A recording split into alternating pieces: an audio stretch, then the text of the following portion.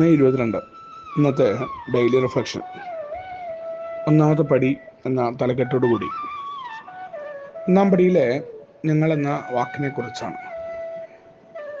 ഞാൻ എന്നും എൻ്റേതെന്നും പറഞ്ഞുകൊണ്ട് ചുറ്റുന്ന ഒരു ലോകത്തിലായിരുന്നു.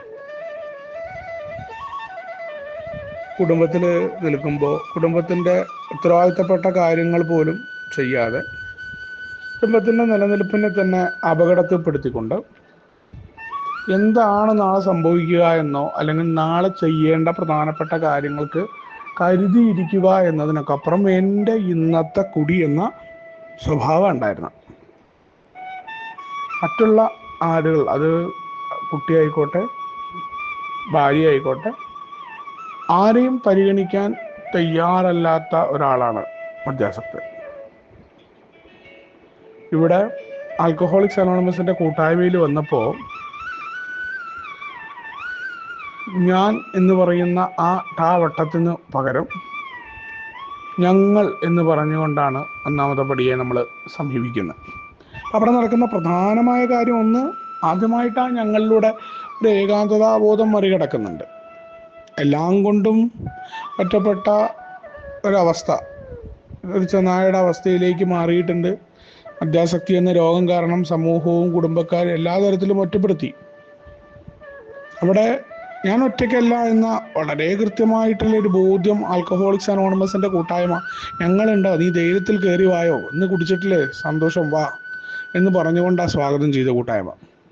ആ കൂട്ടത്തിലെ നിരവധി മനുഷ്യരെ നമുക്ക് കാണാനായിട്ട് സാധിക്കുന്നു. നമ്മളെപ്പോഴും കുറ്റപ്പെടുത്തലുകളും പ്രശ്നങ്ങളും കേട്ട സ്ഥലത്ത് ഇതൊരു രോഗമാണ്, മദ്യാസക്തി ശാരീരികമായിട്ടുള്ള അലർജി ഉണ്ടാക്കുന്നുണ്ട്, മാനസികമായിട്ടുള്ള വിധേയത്വം ഉണ്ടാക്കുന്നുണ്ട് എന്ന് പറഞ്ഞുകൊണ്ട് രോഗത്തിന് പരിഹാരവും ആൽക്കഹോളിക്സ് അനോണിമസിൻ്റെ പ്രോഗ്രാമിൽ നിന്ന് നിങ്ങൾക്ക് കണ്ടെത്തും എന്ന് പറയണം. അതിനെന്താ വേണ്ട? ആദ്യം ഞാൻ എന്ന വട്ടത്തിന് എൻ്റെ സ്വാർത്ഥതയ്ക്ക് പകരം നമ്മൾ എന്ന് പറഞ്ഞുകൊണ്ട് തുടങ്ങാൻ പറയാണ്. ഒറ്റയ്ക്കല്ല എന്നുള്ള ബോധ്യത്തോടൊപ്പം തന്നെ ഈ നമ്മൾ എന്ന് പറയുന്നത് ഒരർത്ഥത്തിലല്ല, അത് വലിയ വിശാലമായ ആത്മീയമായ അടിസ്ഥാനത്തിൽ മാറുകയാണ്.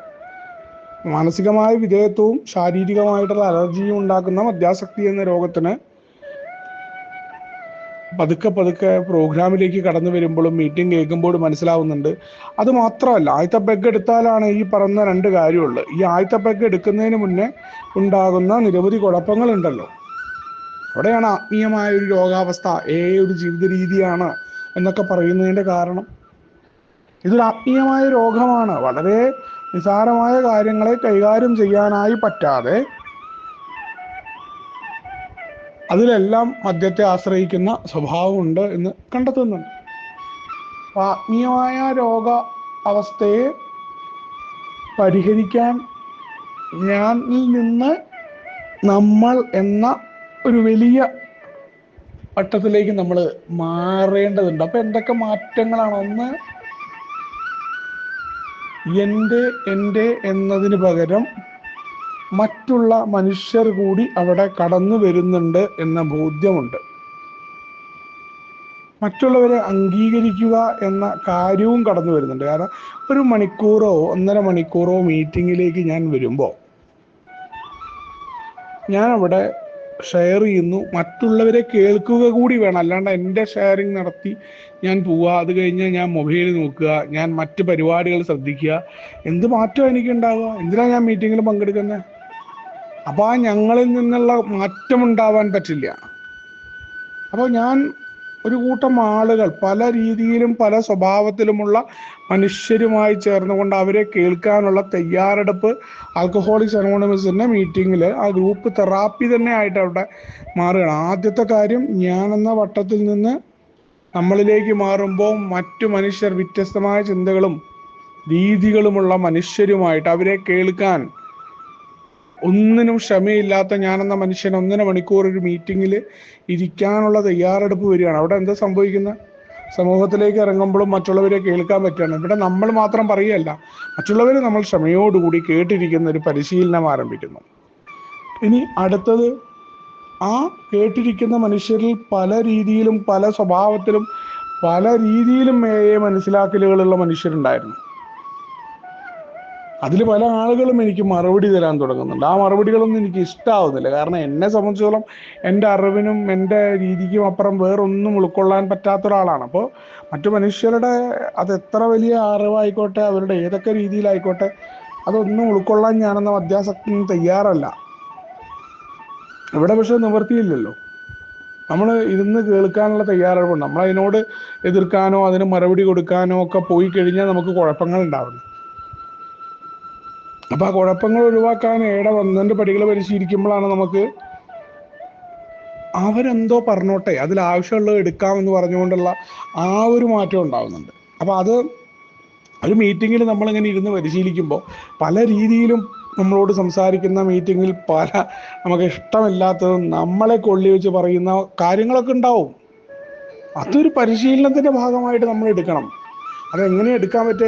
യഥാർത്ഥത്തിൽ നമ്മളെ അങ്ങ് നേരിട്ട് പറയുമ്പോൾ നമുക്ക് ഉൾക്കൊള്ളാനും പറ്റില്ല, നല്ല വിഷമമൊക്കെ ഉണ്ടാവും. അപ്പോൾ നമ്മൾ ഈ അഞ്ചാമത്തെ പടിയൊക്കെ ചെയ്യുന്ന സമയത്ത് വേറൊരാളുമായിട്ട് ഏറ്റു പറഞ്ഞ് നമ്മൾ നമുക്ക് ഇന്നൊരു വിഷമം ഉണ്ടായിട്ട് കേട്ടാ, അല്ലെങ്കിൽ ഇന്ന ആൾ ഇങ്ങനെ പറഞ്ഞു, നമ്മൾ ഈ കുറ്റം പറയില്ല എന്നൊക്കെ പറയുമ്പോൾ നമുക്ക് ഉണ്ടായത് കുറ്റമായിട്ടല്ല. എനിക്കിപ്പോൾ ഒരു യഥാർത്ഥത്തിൽ ഒരു വിഷമം ഒരു മീറ്റിംഗ് ഉണ്ടായത് നമ്മൾ ഏറ്റവും അടുത്ത സുഹൃത്തിനോട് പറയണം. അത് ആ മീറ്റിങ്ങിൽ പറഞ്ഞ മീറ്റിങ്ങിൽ കുഴപ്പമുണ്ടാക്കുക, അല്ലെങ്കിൽ ഞാൻ വിചാരിച്ച പോലെ മീറ്റിംഗ് നടക്കണമെന്ന് ആവശ്യപ്പെടുക എന്നും നടക്കില്ല. അപ്പോൾ ഇത്തരത്തിലേക്കുള്ള ഒരു മാറ്റം, മറ്റു മനുഷ്യരെ അവരുടെ അഭിപ്രായങ്ങളിൽ നിന്നുകൊണ്ട് അവർക്ക് അവരുടേതായ അഭിപ്രായങ്ങളുണ്ട് എന്ന് അംഗീകരിക്കലും മായയുടെ മീറ്റിങ്ങിൽ വരുന്നുണ്ട്. ഇതെല്ലാം വലിയ പരിവർത്തനം ഞാനെന്ന സ്വാർത്ഥനായ മദ്യാസക്തൻ്റെ സ്വഭാവത്തിൽ മാറ്റം വരുത്തുന്ന ഒന്നാണ്. ആൽക്കഹോളിക്സ് അനോണിമസിൻ്റെ ഞങ്ങൾ എന്നൊക്കെ പറയുന്ന ആ വാക്കുകളും അതിൻ്റെ പ്രയോഗവും ആ ഒരു മീറ്റിങ്ങിൽ 1.5 മണിക്കൂറിനെ ശരിക്കും ഈ പറയുന്ന അർത്ഥത്തിൽ ഞാൻ പ്രയോജനപ്പെടുത്താൻ തുടങ്ങുമ്പോൾ ആ 1.5 മണിക്കൂർ മീറ്റിംഗ് കഴിഞ്ഞ് പുറത്തേക്ക് ഇറങ്ങുമ്പോൾ സമൂഹത്തിൽ എനിക്ക് വലിയ മാറ്റമാണ്. സമൂഹത്തിലെ പല കാര്യങ്ങളെയും ആ രീതിയിൽ ഉൾക്കൊള്ളാനും ഞാനെന്ന മദ്യാസക്തന് ഒരു കുഴപ്പവും ഇല്ലാതെ ആ സമൂഹത്തിന്റെ ഭാഗമായി മുന്നേറാനും പറ്റുകയാണ്. ഒരു ദിവസം കൊണ്ട് അത് ചെയ്തു തീർക്കാവുന്നതോ ഒരു ദിവസം കൊണ്ടായി തീരാവുന്നതോ അല്ല. ഈ പറയുന്ന ഞാനെന്ന് പറയുന്ന സ്വഭാവത്തിനെ പെട്ടെന്ന് തന്നെ അങ്ങ് ഇല്ലായ്മ ചെയ്യാനും എല്ലാത്തിനെയും അങ്ങ് ഉൾക്കൊള്ളുന്ന പുണ്യാളനായിട്ട് മാറാനൊന്നും എനിക്ക് സാധ്യമായിട്ടില്ല. പക്ഷെ അതിനുള്ള ശ്രമങ്ങൾ ഓരോ ദിവസവും നടത്തിക്കൊണ്ടിരിക്കുക തന്നെയാണ്. മറ്റുള്ളവരുമായി ചേർന്ന് എങ്ങനെ വ്യത്യസ്തതകൾക്കിടയിൽ, അതേപോലെ വിരുദ്ധ അഭിപ്രായങ്ങൾക്കിടയിൽ എങ്ങനെ നിൽക്കാൻ പറ്റുമെന്ന കൃത്യമായ പരിശീലനമാണ് ഞങ്ങൾ എന്ന് പറയുന്ന ആശയത്തെ പ്രയോഗത്തിലേക്ക് വരുത്തുമ്പോൾ ഉണ്ടാവുന്നതെന്നുള്ള വളരെ കൃത്യമായ ഓർമ്മപ്പെടുത്തലോട് കൂടിയാണ് ഇന്നത്തെ ഡെയിലി റിഫ്ലക്ഷൻ കടന്നു വരുന്നത്. നമുക്ക് ഒരുമിച്ചുകൊണ്ടേ പറയുന്ന തത്വങ്ങൾ മുന്നോട്ട് പോകാം. ശുഭദിനം, സുപ്രഭാതം.